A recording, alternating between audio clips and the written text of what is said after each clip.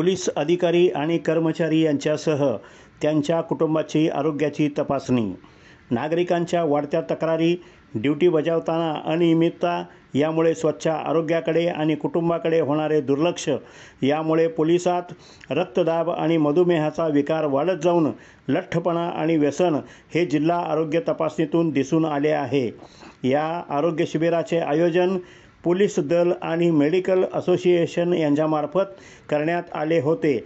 यामध्ये 399 जणांनी या शिबिराचा लाभ घेतला. या आरोग्य तपासणी शिबिराचे उद्घाटन आरोग्यमंत्री माननीय प्रकाश आंबेडकर यांच्या हस्ते झाले.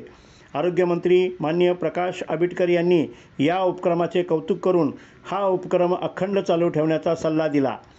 त्याचप्रमाणे जिल्हाधिकारी माननीय अमोल येडगे यांनीही या उपक्रमाची प्रशंसा केली.